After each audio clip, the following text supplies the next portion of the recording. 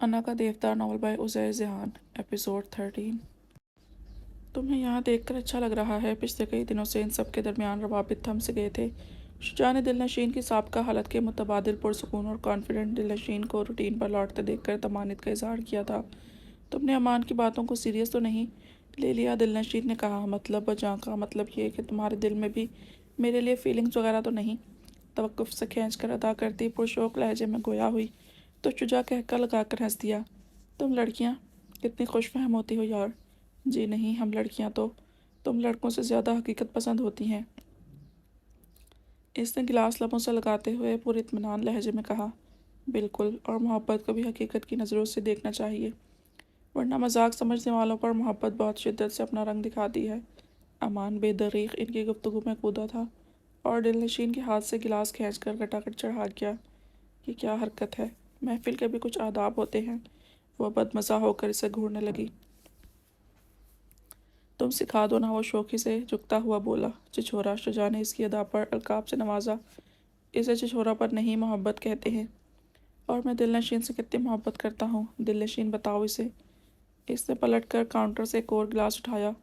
جھوٹ بول رہا ہے خبیث، یہ ڈائلاگ نہ جانے دن میں کتنی بار کہتا ہوگا۔ شجاع نے مخصوص سیدھے لہجے میں اس کا بھانڈا پھوڑا۔ اس خاطر تواضع پر وہ خوشیانہ سا ہو کر سر کھجانے لگا اور بولا، مگر سچ بات تو یہ ہے کہ سب سے زیادہ محبت تو میں نے دل نشین سے کی ہے۔ میرا منہ نہ کھلواؤ یار، شجاع نے کہا۔ عین ممکن تھا وہ الف کا حوالہ دے دیتا۔ امان اس کے مزاج سے واقف تھا۔ اسے کھا جانے والی نظروں سے گھورتے ہوئے خاموش رہنے میں ہی عافیت سمجھی۔ یا الہی، میں تو سرتاپا تمہارے خلوص اور محبت کی مکروز ہوں، کیسے اتاروں گی تمہاری محبت کا قرض؟ دل نشین کے لہجے میں محسوس کی جانے والی چبھن اور طنز کا عنصر تھا۔ پھر بھی امان نے اثر نہیں لیا اور ڈھٹائی سے جواب دیتے ہوئے مصنوعی دکھ سے آہ بھری، چکا دینا، ابھی تو بہت زندگی پڑی ہے تمہارے آگے۔ اپنا کیا ہے، آج ہے تو کل نہیں۔ کم آن امان، اس نے ہاتھ اٹھا کر کہا۔ وہ ان دونوں کو باتیں کرتا چھوڑ کر ایک کونے میں پریشان اور مزمل بیٹھی زلف کے نزدیک آ گیا۔ کیا سوچ رہی ہیں آپ؟ کچھ نہیں، بس پریشان ہوں کہیں بات نہ بڑھ جائے۔ کیوں نہ میں ایک بار جا کر چیک کر لوں؟ میں کہہ چکا ہوں آپ سے، آگے آپ کی مرضی۔ اگر آپ تہران سے محبت کرتی ہیں نا، سچی محبت، تو آپ کو بہت سی چیزوں پر کمپرومائز کرنا پڑے گا۔ وہ فاصلہ رکھ کر بیٹھ گیا اور آسان سے کہا، تہران کی خاطر میں سب کچھ کرنے کو تیار ہوں۔ وہ پسماندگی سے بولی۔ اس کی آنکھیں ابھی بھی تہران کی آہٹ کی منتظر تھیں۔ بلا شبہ یہ مشکل وقت ہوگا آپ کے لیے، آپ بہت اونچے گھرانے سے تعلق رکھتی ہوں گی، لیکن اگر آپ نے تہران سے محبت کا تعلق استوار کیا ہے تو آپ کو نیچے آنا پڑے گا، تہران کی خاطر کمپرومائز کرنا پڑے گا۔ محبت نبھانے کا فیصلہ کر لیا ہے تو قائم رہیے۔ میرا دوست کھرا سونا ہے، دم آخر تک آپ سے محبت نبھائے گا، اور آپ سے امید ہے کہ آپ بھی ہمیشہ اس کا ساتھ دیں گی، ورنہ ایک بار ٹوٹ جائے تو نبھانی بہت مشکل ہو جاتی ہے۔ وہ بہت دیر تک اس کی باتوں پر سر ہلاتی اپنی ہتھیلیوں کو گھورتی رہی۔ انتظار کا ایک ایک لمحہ اذیت تھا۔ تہران کا دلاور انکل سے کیا جھگڑا ہے؟ ان کا رشتہ اتنا عجیب سا کیوں ہے؟ میں نے نوٹ کیا ہے وہ کٹا کٹا سا رہتا ہے دلاور انکل سے۔ تہران کا یہ رویہ بھی دلاور انکل کی مرہون منت ہے۔ ماضی کے کچھ ناخوشگوار واقعات کو بھلا کر وہ صرف اور صرف آنٹی کے کہنے پر یہاں آیا ہے، مگر پھر سے جھگڑے شروع۔ اس نے پر افسوس سے دلگیری سے سر جھٹکا۔ یہ کافی پرانی بات ہے، ہم لوگ کالج میں تھے تب۔ تہران ہمارے وقتوں میں کالج کا سب سے خوبصورت اور امیر لڑکا ہوا کرتا تھا۔ اس کا لگژری بجٹ اور شاہراہ طرز زندگی دیکھ کر اچھے اچھوں کے منہ میں پانی آ جاتا تھا۔ پھر ایک دن اچانک کسی بات کو لے کر دلاور پاشا اور تہران کے بیچ جھگڑا ہو گیا، اور تہران نے گھر چھوڑ دیا، ایک چھوٹے سے گھر، لو بجٹ، چند کپڑے اور سادہ کھانے پر اکتفا کر لیا۔ حالانکہ یہ زندگی اس کے شایان شان بھی نہیں تھی، مگر باپ سے ہونے والی جھڑپ نے تہران کی انا پر ایسی ضرب لگائی کہ اس نے ان کا در ہی چھوڑ دیا۔ دلاور پاشا کو اپنی دولت اور پاور کا گھمنڈ تھا۔ تہران نے تو باپ تو نہیں مگر دولت سے نفرت ہو چکی تھی۔ آپ تو ان سے محبت کرتی ہیں مگر اسے جانتی نہیں۔ میں جانتا ہوں اپنے دوست کو، اسے انا بہت عزیز ہے، وہ بلا کا حق پرست ہے، اگر ایک بار ٹھان لے تو پوری کر کے رہتا ہے۔ یوں تو دلاور انکل تہران کو کھو دیں گے، اس نے خدشات کے پیش نظر دھیمی افسردہ لہجے میں کہا۔ وہ تہران کو بہت پہلے کھو چکے ہیں، امان نے دکھ سے کہا۔ تہران کو تیزی سے سیڑھیاں اترتا ہوا دیکھ کر وہ دونوں اپنی اپنی جگہ سے اٹھے۔ اس کا چہرہ ضبط کے مارے لال سرخ ہو رہا تھا۔ اس کے تاثرات بتا رہے تھے جھگڑا سنگین نوعیت اختیار کر چکا تھا۔ وہ ایک دم گھبرا گئی۔ زلف، چلو یہاں سے، مہمانوں کی پرواہ کیے بغیر اس کی کلائی پکڑ کر دبوچتے ہوئے اپنے ساتھ گھسیٹ لیا۔ تہران، چھوڑو، سب دیکھ رہے ہیں ہماری طرف۔ وہ कसमसा कर अपनी कलाई छुड़ाने की तगदों में लगी हुई थी, मगर देवता पर असर नहीं हुआ। वो पत्थर हो गया था। माँ की, एल्फ की, दोस्तों की कितनी ही आवाज़ों को पीछे छोड़ाया था। गाड़ी में बैठते समय इसे दो नखवत भरी निगाहों का गुमा हुआ था। दिलावर पाशा शान से महल की बैल्कनी में सिगार फूंकते हुए इसे देख रहे थे। वो सुर्ख होती आंखों से सर हिला गया, गोया इरादा पुख्ता कर लिया था। जुल्फ इसके बिगड़े तेवर देखकर सहम गई थी। चाह कर भी इससे कुछ पूछ नहीं सकी। कॉटेज पहुंचकर इसने बाकी मांदा चीज़ें, जिसमें एक कार्टन भी था, आग लगा दी थी। हवा के दोष पर शोले बिखरे तो जुल्फ का अंदाज़ा हुआ वो अपने बचपन की यादों को आग की नज़र कर चुका था। तेहरान, ये क्या किया तुमने? इसकी आंखें फटी की फटी रह गई। इसने चाहा कि किसी तरह आग बुझ जाए, मगर तेहरान ने सख्ती से इसकी कलाई जकड़ कर रोक लिया। नीलगो आंखें जिनसे जुल्फ को इश्क था, इनमें आंसू टिमटिमा रहे थे। सामान राख का ढेर बन गया था। तो वो इसकी कलाई छोड़कर कमरे में ऐसा बंद हुआ कि कई घंटे गुजर गए। बाहर ना निकला, ना इसने रात का खाना खाया। इसकी वजह से जुल्फ भी अंगारों पर लौट रही थी। कहाँ इसकी परेशान सूरत देखी थी कभी। रात गहरी हुई तो इसे तशवीश होने लगी। इसने हिम्मत करके दरवाज़ा खटखटाया। तेहरान, तुम ठीक हो ना? बहुत चाहो तफक्कुर से पूछा था। दरवाजे के इस पार इसकी सुन होती समातों तक बाखूबी पहुंची थी। जो कब से बेड की पायंती की जानिब बैठा एक नुक्ते को खाली खाली नज़रों से घूर रहा था। उदास मत होना, ठीक है, मैं हमेशा तुम्हारे साथ हूँ। इसकी आवाज़ भर आ गई। इसकी ज़िंदगी तो सिर्फ इसी शख्स के गिर्द तवाफ़ करती थी। वही इसी मोहब्बतों का अमीन था। अब वो टूटा था तो जुल्फ दोहरे कर्ब और तकलीफ का शिकार हो रही थी। किन लफ्ज़ों में इसकी धाड़स बंधाती कि वो सब कुछ भूल भाल कर पहले सा हो जाता। रात धीरे धीरे सख्ती सरकती जा रही थी, मगर इसने दरवाज़ा नहीं खोला। जुल्फ थक हार कर बंद दरवाजे से टेक लगा कर बैठ गई। जाने कब नींद की देवी इस पर मेहरबान हुई, इसे खबर नहीं हो सकी। सुबह तेहरान की आंख खुली तो इसे यूं देखकर एहसास नदामत पे मुब्तला होने लगा। खुद तो बंजारा था, वो कांटों पर सफ़र करने का आदी हो गया था। इसे भी घसीट लिया था, मगर ये सरासर जुल्फ का अपना फैसला था। वो चाह कर भी इसे बाज नहीं रख सका, और अब तो सवाल ही पैदा नहीं होता था कि वो इसे छोड़ दे। जूड़े से निकली चंद लटें इसके गालों पर झूल रही थी। रात वाले लिबास में मलबूस चेहरे पर मेकअप के मिटे मिटे आसार अभी भी नुमायाँ थे। वो अभी भी गज़ब की लग रही थी। इस लिबास में बहुत खूबसूरत लग रही थी। वो इसे बता ना सका वो लिपस्टिक के बगैर ज़्यादा पुरकशिश लगती थी, और वो इसे यह भी नहीं कह सका कि एक नाखुशगवार हादसे ने इसकी सालों की मेहनत पर पानी फेर दिया था जो इसने खुद पर की थी। इसकी ज़ात के पुरखचे उड़गा गए थे। वो बिखर गया था। माजी की तलख यादों के सराबों पर आबला पर चला था। अब इसे यह खौफ कचूके लगाने लगा था, कहीं मोहब्बत के सफ़र में वो अकेला न रह जाए। जुल्फ, तेहरान ने इसका गाल थपथपाया। वो एकदम हड़बड़ा कर सीधी हुई। निगाह इस पर पड़ी तो गोया पलटना भूल गई। एक ही रात में इसका ज़िंदगी से भरपूर चेहरा मसमरदा हो गया था और थका थका सा लगने लगा था। इसने बेताबाना अंदाज में इसका चेहरा गुलाबी हथेलियों में कैद किया। तुम्हें क्या हो गया था? मैं तुम्हारे लिए परेशान हो गई थी। तुम पूरी रात सोए नहीं थे। इसने महज सर्द निगाहों से इसे देखा और उठते हुए बोला, हमें यहाँ से जाना होगा। मगर क्यों? वो शशदर रह गई थी। हलक से फंसी फंसी आवाज़ निकली, तुम्हारे क्यों का मेरे पास कोई जवाब नहीं। जाना है तो चलो, वरना तुम्हारी मर्ज़ी। किस कदर तलखी से कहकर चला गया था। इसकी जहनी कैफियत के पेश नज़र जुल्फ एहतजाज भी न कर सकी। इसने चंद लुकमे से हरमार किए। तेहरान से तो वो भी ना हो सका। इसका हाल देखकर जुल्फ को हौल उठ रहे थे। इससे खामोशी से वहशत होने लगी थी। तेहरान, क्या हुआ है? तुम ऐसे क्यों बिहेव कर रहे हो? कुछ बताओ तो सही। अगर दिलावर अंकल से कोई झगड़ा हुआ है तो इतना दिल पर लेने की क्या ज़रूरत है? फैमिली में झगड़े तो अमूमी बात है। वो एकदम कुराता हुआ कुर्सी को ठोकर मार कर उठा। शट अप, तुम बहुत बोलती हो। बेहतर होगा इस वक्त अपना मुंह बंद रखो। इसकी आंखों से निकलती आग की लपेटों में इजाफा होने लगा। मैं तो बस तुम्हारे ख्याल से कह रही थी। वो एकदम बदहवास होकर सरासीमगी के आलम में इसे देखने लगी। फैली फैली आंखों में हरासगी का आंसर था। तेहरान सर झटक कर कमरे में जाकर पैकिंग करने लगा। वो भी बोझल कदमों को घसीट कर उठी। इस घर से बहुत अपनायत और लगाव महसूस होने लगा था। इनकी पहली मुलाकात यहाँ हुई थी। अपने रिश्ते की शुरुआत उन्होंने इसी घर से की थी। कितनी खूबसूरत यादें जुड़ी थी। इसे रोना आ रहा था। वो ठहरी मुस्तकिल मिजाज चीज़ों से उनसियत और लगाव के बाद इनसे जुदा होना सुहाने रूह महसूस होता था। आंसू अंदर ही अंदर पीती रही, जाहिर ना कर सकी। ना ही तेहरान की ज़हनी कैफियत के पेश नज़र एहतजाज कर सकी। तेहरान से कीमती कुछ नहीं था। बहरहाल वो लोग सोची के इसी घर में आ गए थे जहाँ हनीमून के आखिरी दिन गुजारे थे। यहाँ आकर भी तेहरान की खामोशी नहीं टूटी थी। इसकी खामोशी जुल्फ को अंदर ही अंदर घुला रही थी। एक दो दिन से यूनिवर्सिटी भी मारे बांधे ही जा रही थी। सूची से मास्को जाने में दुश्वारी तो महसूस होती थी, मगर आसानियाँ इससे भी कहाँ देखी थी। वो भी आदी हो गई थी, बल्कि अब तो हालात का समझदारी से मुकाबला करती थी। वावेला मचाना, रोना धोना तेहरान के बाहिम्मत और लंबे लंबे लेक्चर्स की बदौलत कम कर दिया था। कई दिन उदासियों के नज़र हो गए। तेहरान को यहाँ आते ही नई जॉब मिल गई थी। वो बहुत मेहनती था, काबिल था, इसके पास काम करने का तजुर्बा था, इसे बहुत अच्छी पोस्ट मिल गई थी। तेहरान के अखराजात बहुत महदूद थे। इसने साबका सैलरी से बैंक में खासा पैसा जमा किया था, जो निकालने की ज़रूरत तो पेश नहीं आई, मगर इत्मीनान और पुरसुकून ज़रूर था। जुल्फ भी देखा देखी इसके सांचे में ढल गई थी। इसकी अपनी ज़रूरियात बस चंद जोड़ों जूतों और खानों के अलावा नहीं थी। यूँ इनकी ज़िंदगी फिर रविश पर चलने लगी।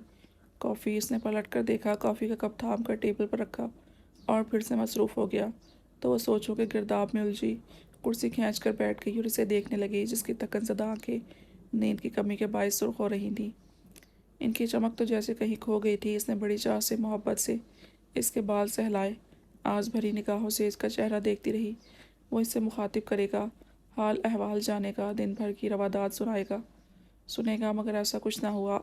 आंसू पीकर, इज्जत नफ्स कुचल कर खुद ही बोल पड़ी, तुम्हें नींद आ रही है तो सो जाओ ना, क्यों खुद को टॉर्चर कर रहे हो? बस करो, कल कर लेना, बहुत ज़रूरी काम है, कल पर नहीं छोड़ सकता। तो लाओ मुझे दो, मैं कर देती हूँ। खलूस नियति से कहने लगी, तुमसे नहीं होगा। दो टोक जवाब मिला, ऐसा भी क्या ज़रूरी काम कि तुम्हें अपने आराम की भी परवाह नहीं है? वो खामोश नहीं बैठ सकी, झिंझलाकर लैपटॉप की स्क्रीन पर हाथ धरा। इसलिए क्योंकि इसके बाद प्रमोशन के चांसेस हैं, थोड़ी तकलीफ़ तो उठानी ही पड़ेगी। तुम नहीं चाहती हम अमीर हो जाएं? वो अजीब से लहजे में पूछ रहा था। इसके अंदर छन से कुछ टूटा। इसने ये क्यों नहीं कहा कि वो प्रमोशन के लिए मेहनत कर रहा है? हाँ, मगर इसने अमीरी का ताना दिया था, क्यों? ये इसका मुतालबा तो हरगिज़ नहीं था। वो तो सिर्फ इज्जत और मोहब्बत चाहती थी। तज़हीक और आहानत के एहसास से चेहरा लाल पड़ने लगा। इसने बात रोका, मगर आंसू बेईमान हो गए। कुर्सी को एक थोक्कर से दूर धकेल कर उठी, तेज़ी से बाहर निकली, सोफे पर पड़ा कोट उठाया, शूज़ पहने और मरकज़ी दरवाज़ा अबूर कर गई। तेहरान ने बेदिली से लैपटॉप बंद करके दूर सरकाया। अब हर दिल हर शय से चाट सा हो गया। कुर्सी की पुश्त से सर टिकाकर लंबी लंबी सांसें भरने लगा। एकदम किसी एहसास के तहत सीधा होकर पलटा और इसे पुकारा। जुल्फ। जवाब न मिलने पर तशवीश से उठा। कई एक आवाज़ें दे डालीं, हर जगह देख लिया था, मगर वो कहीं नहीं मिली। तेज़ी से बूट्स पहनकर वो बाहर निकला तो लंबी सड़क के किनारे पर इसका साया देखा। बेवकूफ़ लड़की इस वक्त कहाँ जा रही है? तेज़ी से इसके पीछे लपका, चलते चलते सांस फूलने लगा तो वह रुक गई। आंसू मुतवातर बहते ही जा रहे थे। तेहरान ने बहुत गहरी चोट लगाई थी। इसका पूर दर्द में डूबा हुआ था। तेहरान ने खुद से कुछ दूरी पर इसे शुक्ल फरमाते देखा तो मुतमईन से चलता चलता पीछे आ रुका। क्यों आई हो इस वक्त यहाँ? सिर्फ मुझे परेशान करने के लिए? चलो वापिस। इसे थामना चाहा, मगर इसने बाजू छुड़वा कर रुख ही बदल लिया। इसने कदरे बरहमी से कोहनी थाम कर इसका रुख ज़बरदस्ती अपनी जानिब मोड़ना चाहा तो वह ज़ख्मी शेरनी की तरह दौड़ी। मेरे ज़ब्त को मत आजमाओ तेहरान पाशा, हाथ छोड़ो मेरा। सफाकी से इसका हाथ झटक दिया। हाँ, वो इसका ज़ब्त ही तो आजमा रहा था, निगाहें फेर कर, नज़रअंदाज करके, पाबंदी आयद करके, लेकिन सरासर जुल्म और ज़्यादती का मुर्तकिब हुआ था। इसकी मोहब्बत और तवज्जो से खिली खिली रहने वाली लड़की मुरझा सी गई थी। कैसे तेहरान तेहरान की रट लगाए हर वक्त चहकारे भरती रहती थी। अब तो इसका नाम लेने से भी कतराती थी। नाप तोल कर बात करती, सोच समझ कर जवाब देती। वो जुल्फ नहीं रही थी, बहुत बदल गई थी। इसकी भी तो यही ख्वाहिश थी। इसे बदलना। अब बदल गई थी तो इसे अजीब एहसास से दो चार कर गई थी। ज़िंदगी के इस मोड़ पर एक बार फिर इसका बाप गलत साबित हुआ था। ज़िंदगी गुजारने के लिए दौलत नहीं, मोहब्बत ज़रूरी होती है। आई एम सॉरी, नरम धीमे लहजे में वो बोला और जगह बदल कर इसके रूबरू हुआ। वो तो जैसे फट पड़ी। सॉरी गई भाड़ में। तुम साबित क्या करना चाहते हो ये बताओ? यही कि मैं दौलत की भूखी हूँ, या मैं तुम्हारे साथ एडजस्ट नहीं कर सकती, कॉम्प्रोमाइज़ नहीं कर सकती? क्या क्या नहीं किया मैंने तुम्हारे लिए तेहरान, बताओ? इसकी आवाज़ भीगती जा रही थी। वो ज़ब्त खो देने के दर पे था। तुमने मुझसे चुप रहने का कहा, मैं चुप हो गई। मुझे यहाँ ले आए, मैं तब भी चुप रही। वहाँ भी मैंने हर हाल में तुम्हारा साथ दिया था, सिर्फ तुम्हारी खातिर, तुम्हारी मोहब्बत पाने की खातिर। तुम अभी भी मेरी मोहब्बत को दौलत के तराजू में तोल रहे हो। यह तुम अच्छा नहीं कर रहे तेहरान। इसने बेहद नाराज़गी اور غصے سے رخ موڑ لیا۔ وہ گمسم سے پہلے اس کے چہرے اور پشت کو دیکھتا ہی جا رہا تھا۔ اسے کھینچ کر شدت سے اپنی پناہوں میں لے لیا۔ اس کے مردہ تن میں جان آ گئی تھی۔ چھوڑو مجھے۔ وہ غصے سے مچلتی احتجاج کر رہی تھی مگر اس پر رتی برابر اثر نہیں ہوا۔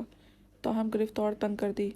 آئی ایم سوری مائی لو۔ اس کی محبت میں پاگل دیوانی زیادہ دیر ناراضگی پر قائم نہیں رہ سکی اور سارے بندھن توڑ اس کی باہوں کے حصار میں پھوٹ پھوٹ کر روئی۔ اس کی محبت بھری نگاہوں کو، باتوں کو، اداؤں کو کتنا مکس کرتی تھی مگر اتنی جلدی معاف کرنے والوں میں سے نہیں تھی۔ اسے دور دھکیل کر مضبوط عزائم لیے گویا ہوئی، تم کسی گمان میں مت رہنا تہران پاشا، میں اتنی کمزور نہیں ہوں کہ اپنا بوجھ خود نہ اٹھا سکوں۔ ارے میری بلی، مجھ سے میاؤں۔ وہ پرشوق حیران کن نگاہوں سے دیکھ رہا تھا، ہلکے سے مسکرا رہا تھا۔ واٹ ایور، اس نے ہاتھ اٹھا کر کہا۔ گویا ناک سے مکھی اڑائی۔ اس کا نیا روپ مسرت آخیز تھا۔ کم از کم اس کی باتیں، نصیحتیں بیکار نہیں گئی۔ اس نے عمل کرنا شروع کر دیا تھا۔ پھر طویل سڑک تھی، زلف کا نہ رکنے والا باتوں کا سلسلہ تھا اور تہران کی نہ تھمنے والی مسکراہٹ۔ زندگی پھر سے تازہ دم ہو کر جی اٹھی تھی۔ سوچی شفٹ ہونے کے بعد اس نے سب سے روابط منقطع کر دیے تھے، بلکہ نمبر ہی بدل لیا تھا۔ اس کی بیگانی ادا سے کبھی کبھی زلف بہت خوفزدہ ہو جاتی تھی۔ وہ یوں لا تعلق ہو گیا تھا کہ وہ سوچتی کبھی تعلق بھی تھا۔ ایک جھگڑے پر نہ صرف اس نے شہر بدلا بلکہ رابطے ہی ختم کر لیے تھے۔ وہ بہت شفاف قسم کا تھا۔ اگر کسی کو چھوڑ دیتا تو بس چھوڑ دیتا، مڑ کر نہ دیکھتا۔ نرمی و ملائمت سے اس کے چہرے کو چھوتے ہاتھ تھم گئے۔ سوچوں کے بھنور سے نکل کر شور مچاتے الارم کو بند کیا، بال سمیٹ کر ایک طرف ڈالے اور کچن میں آ کر ناشتہ بنانے لگی۔ Good morning. وہ ڈائننگ ٹیبل پر کرسی کھینچ کر بیٹھ گیا۔ Morning to. اس کے روشن چہرے پر زندگی سے بھرپور مسکراہٹ ابھری۔ ڈھیلی ڈھالی شرٹ اور ٹراؤزر میں ملبوس، بالوں کو جوڑے میں مقید کیے بہت پیاری لگ رہی تھی۔ تہران نے بے ساختی سے اس کا گال چوما۔ وہ خشمگین نظروں سے گھورنے لگی۔ اس نے مسلسل شرارت سے گالوں پر جھولتی لٹ کو کھینچا۔ تہران، ہٹو پیچھے۔ وہ جھنجھلاہٹ میں مبتلا ہوئی۔ کیبن سے کپ نکال کر کافی انڈیلنے لگی۔ اس نے شرارتاً ہاتھ کی پشت اس کے گلابی گال پر رگڑی تو وہ یکدم کرنٹ کھا کر پلٹی۔ بدتمیز۔ دانت کچکچا کر اس کے سینے پر زوردار دھپ رسید کی تو وہ دھیمے سے ہنس دیا۔ آج سنڈے ہے، کیوں نہ شاپنگ یا آؤٹنگ پر چلیں؟ کیا خیال ہے؟ اس کی آنکھیں چمکی۔ نہیں، میرا موڈ نہیں۔ تہران نے لا تعلقی سے کندھے اچکائے۔ کیوں، کیا ہوا تمہارے موڈ کو؟ اس نے تنزیت سوال کیا اور چپتی نگاہوں سے دیکھنے لگی۔ اس کا انداز صاف لڑائی والا تھا۔ وہ ہنسنے کی غرض سے منہ موڑ گیا۔ بہت شرارتی ہو گئے ہو تم۔ اس کے پیر پر پیر مارتے ہوئے برہمی سے کہا تو وہ بلبلا اٹھا۔ اچھا یار، مان لیں تمہاری بات۔ یوں ٹارچر تو مت کرو، چہرے پر مسکینیت طاری کر کے کہنے لگا تو وہ مسکرا دی۔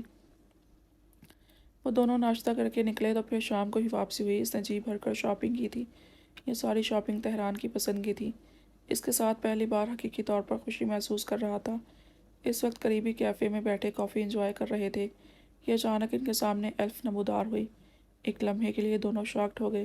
وہ ان دونوں کو کچھ کہے بغیر بس گھورتی جا رہی تھی۔ غم، غصہ، ناراضگی، شکوے، کیا کیا نہ تھا اس کی آنکھوں میں۔ تہران اٹھ کر قریب آیا تو اس نے منہ موڑ لیا۔ آنکھوں میں آنسوؤں کا سمندر امڈ آیا تھا۔ وہ فاصلہ سمیٹ کر آگے بڑھی اور آسودہ ہو کر اس کے سینے پر سر رکھ لیا۔ ہمیں کس بات کی سزا مل رہی ہے بھائی؟ ہمارا کیا قصور ہے؟ آپ کہاں روپوش ہو گئے تھے؟ میں پاگلوں کی طرح آپ کو پورے ماسکو میں ڈھونڈتی رہی اور آپ یہاں چھپے بیٹھے ہیں۔ اور آپ زلف، آپ نے بھی ہمیں انفارم کرنا گوارا نہیں کیا۔ میں آپ کو کبھی نہیں معاف کروں گی۔ ایلف کی ناراضگی اور غضب کے غصے کی لپیٹ میں زلف بھی آ گئی تھی، جس نے لب بھیج کر تہران کو دیکھا۔ اس نے آنکھوں ہی آنکھوں میں زلف کو خاموش رہنے کی تنبیہ کرتے ہوئے اسے پاس بٹھا لیا۔ ماما کیسی ہیں؟ مت پوچھیں کیسی ہیں، میرے ساتھ چل کر خود دیکھ لیں۔ جیسا آپ چھوڑ کر گئے تھے ویسی نہیں رہیں۔ آپ کی جدائی نے بہت بدل کیا ہے انہیں۔ عادی ہو جائیں گی میرے بغیر، تم فکر مت کرو، بس ان کا خیال رکھا کرو۔ آپ میرے ساتھ چلیں بھائی، میں نہیں جاؤں گا ایلف، اس نے لا تعلقی سے کہا۔ وہ لب بھیج کر اسے دیکھتی رہی، پھر اٹھ کھڑی ہوئی۔ آپ کا آخری فیصلہ ہے؟ میرا آخری فیصلہ ہے۔ اس نے آنکھیں اٹھا کر ایلف کو دیکھا۔ وہی دکھ، وہی غصہ، وہی بے بسی ایلف کی آنکھوں میں بھی نظر آ رہی تھی جو گھر چھوڑتے وقت اس کی آنکھوں میں تھی، اور اب ایلف اپنا بھائی چھوڑ رہی تھی۔ اس بات میں سر ہلا کر الٹے قدموں پلٹی اور تیز تیز چلتی منظر سے غائب ہو گئی۔ تہران اس کے جانے کے بعد شدید مزمل اور پریشان ہو گیا تھا۔ اس کی روشن آنکھیں بجھ سی گئیں۔ وہ خاموشی سے اٹھا۔ سر میں بہت تیز درد ہو رہا تھا، آنکھوں کے آگے اندھیرا چھانے لگا۔ اسے لگا وہ گر جائے گا، گر جا کر صوفے پر شکستہ حال ہو کر گر سا گیا۔ تہران تم ٹھیک تو ہو؟ میں ڈاکٹر کو بلواؤں؟ اس کی جان پر بنائی تھی، ہاتھ پیر پھولنے لگے۔ وہ آنکھیں موندے یوں ہی لیٹا رہا، بعد کچھ توقف کے بعد بولا، میرے سر میں بہت شدید درد ہے، مجھے اکیلا چھوڑ دو۔ ٹھیک ہے، وہ فوراً مانتی بنی، صوفے سے اٹھ کر گھٹنوں کے بل خاموشی سے اس کے قریب بیٹھ گئی، نرمی سے اس کے بالوں میں انگلیاں چلانے لگی۔ پریشانی میں سب کچھ فراموش کر گئی تھی، ساری خوشیاں ملامٹ ہو گئی۔ شام سے رات کا کوئی کچھ علم نہیں ہو سکا، وہ یوں ہی اس کے پاس بیٹھی رہی۔ تہران شاید سو گیا تھا، خود اس کی کب آنکھ لگی اسے پتہ نہیں چلا۔